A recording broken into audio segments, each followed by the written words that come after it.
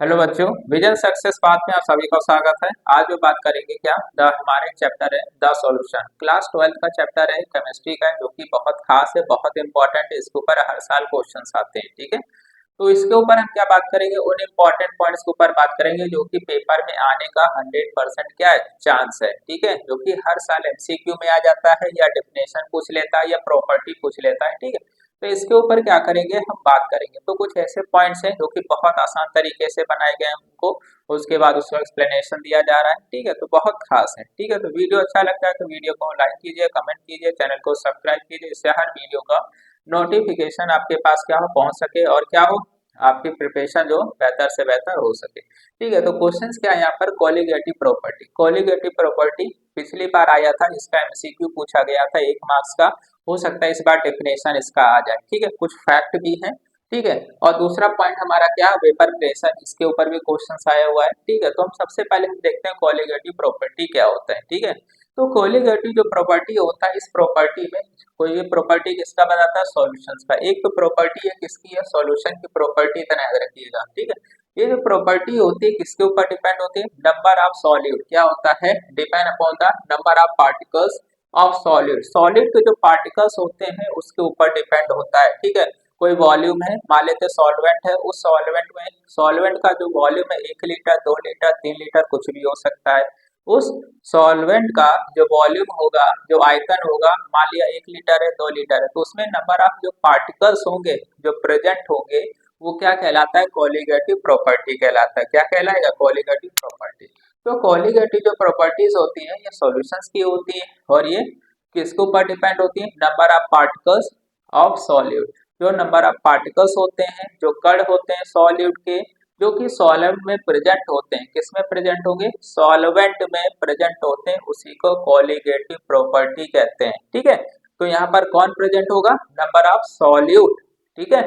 Number of particles of solute present in a given volume of solvent, ठीक है।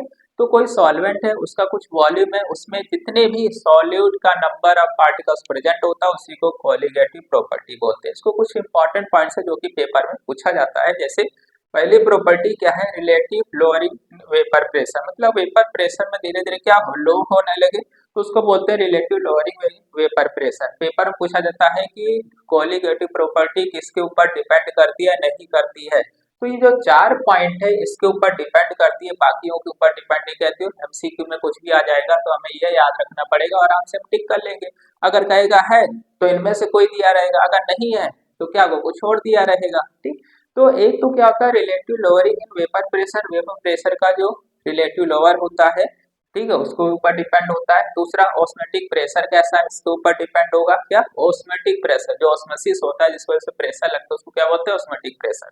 उसके ऊपर डिपेंड होता है एलिवेशन ऑफ बॉइलिंग पॉइंट। जो बॉइलिंग पॉइंट में क्या होता है, पीक पर आता है या बॉइलिंग पॉइंट इंक्रीज हो रहा होता है, उसके ऊपर डिपेंड होता है। तीसरा क्या होगा, डिप्रेशन इन फ्रीजिंग पॉइंट। जो फ्रीजिंग पॉइंट होता है उसकी वैल्यू में घटना, उसकी वैल्यू में क्या होना, घटाव होना या डिक्रीज होना, तो उसको क्या बोल देते हैं, डिप्रेशन इन फ्रीजिंग पॉइंट बोल देते हैं। उसके बाद एक और खास है इसमें, क्या कहता है कि ये कोलिगेटिव प्रॉपर्टी होती है, ये इनवर्सली प्रोपोर्शनल होता है। किसके इनवर्सली प्रोपोर्शनल होता है, molar mass of solute. Molar जो मास ऑफ सॉल्यूट होता है उसके हमेशा इनवर्सली प्रोपोर्शनल होगा। मतलब ये है कि अगर ये बढ़ेगा तो ये क्या होगा, घटेगा, ठीक है। अगर डायरेक्टली प्रोपोर्शनल है तो दोनों बढ़ते हैं, अगर इनवर्सली प्रोपोर्शनल है तो एक घटता है तो एक क्या होता है, बढ़ता है। अगर एक बढ़ रहा है तो दूसरा क्या होगा, घटेगा। तो ये कुछ इंपॉर्टेंट पॉइंट्स है जो कि पेपर्स के लिए 100% क्वेश्चन पेपर में आएंगे। दूसरा पॉइंट होता है वेपर प्रेशर। क्या होता है, वेपर प्रेशर का मतलब वो प्रेशर जो वेपर के द्वारा लगता हो, वो प्रेशर जो वेपर के द्वारा लगता हो वो क्या कहलाता है, वेपर प्रेशर। सिंपल बात में क्या है कि वो प्रेशर जो वेपर की वजह से लगता है, वेपर के द्वारा लगता है, उसको क्या बोल देंगे, वेपर प्रेशर बोला जाएगा, ठीक है।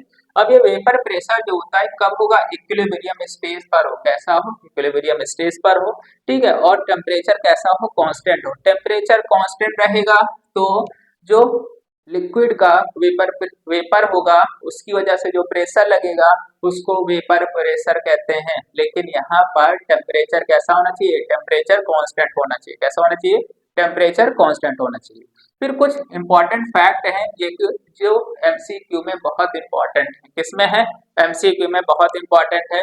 पहला क्या कहता है? वेपर प्रेशर जो होता है increase with increase in temperature. ठीक है, वेपर प्रेशर कैसे बढ़ेगा? जैसे जैसे टेम्परेचर बढ़ाएंगे वेपर प्रेशर बढ़ेगा, ये तो हमको भी पता है। ठीक है, दूसरा पॉइंट क्या होता है? बॉइलिंग पॉइंट जो होता है टेम्परेचर का क्या होगा? एट विच बॉइलिंग पॉइंट क्या होता है? वो टेम्परेचर होता है जिस पर वेपर प्रेशर जो होता है लिक्विड का वो 1 एटमॉस्फेयर प्रेशर के बराबर हो जाए। वेपर प्रेशर जो होगा लिक्विड का 1 एटमॉस्फेयर प्रेशर के अगर बराबर है तो वो बॉइलिंग पॉइंट है। क्या? वो बॉइलिंग पॉइंट ऑफ टेम्परेचर कहलाता है। दूसरा पॉइंट क्या होता है? वेपर प्रेशर जो लिक्विड का होता है किसके ऊपर डिपेंड होता है? लिक्विड, एक तो लिक्विड का नेचर कैसा है, दूसरा टेम्परेचर कैसा है। एक तो टेम्परेचर और दूसरा जो लिक्विड है उसका नेचर कैसा है, क्वालिटी कैसा है। इन दोनों के ऊपर कौन डिपेंड होता है? Vapour pressure. क्योंकि लिक्विड का नेचर के बिना क्या होगा? वेपर प्रेशर भी, बॉइलिंग पॉइंट भी डिफरेंस होता है। क्योंकि हर एक लिक्विड का अपना क्या होता है? मेल्टिंग पॉइंट होता है, बॉइलिंग पॉइंट होता है और फ्रीजिंग पॉइंट होता है। इस वजह से दूसरा क्या कहता है? ये बहुत खास है। कहता है जब एक नॉन वॉलेटाइल सॉल्यूट को, किसको? नॉन वॉलेटाइल सॉल्यूट को क्या करते हैं हम? प्योर लिक्विड में डिसॉल्व करते हैं। कैसा लिक्विड हो? प्योर हो। अगर प्योर लिक्विड में क्या कर लेते हैं हम? अगर नॉन वॉलेटाइल सॉलिड को डिसॉल्व कर दिया जाए, डिसॉल्व कर दिया जाए तो वेपर प्रेशर क्या हो जाता है? डिक्रीज हो जाता है। क्या हो जाता है? डिक्रीज हो जाता है। ये क्वेश्चन पूछा गया तो आना चाहिए हमको। ठीक है, तो कहता क्या है? कोई प्योर लिक्विड है उसमें अगर हम नॉन वॉलेटाइल सॉल्यूट को डिसॉल्व कर दिया जाए, घोल दिया जाए, तो उस समय वेपर प्रेशर जो होगा वो घट जाएगा। क्या होगा? वेपर प्रेशर जो होगा वो घट जाता है। ठीक है, तो इस तरह से क्या करते हैं, हमें कुछ इंपॉर्टेंट पॉइंट्स है जो कि पेपर में आने का चांस क्या है? बहुत बड़ा है। तो ये क्या है? बहुत खास है। ठीक है बच्चों, तो वीडियो अच्छा लगता है तो वीडियो को लाइक कीजिए, कमेंट कीजिए, चैनल को क्या कीजिए? सब्सक्राइब कीजिए, जिससे हर वीडियो का नोटिफिकेशन आपके पास क्या हो? पहुंच सके और आपकी प्रिपरेशन जो हो क्या बेहतर से बेहतर हो सके। ठीक है बच्चों।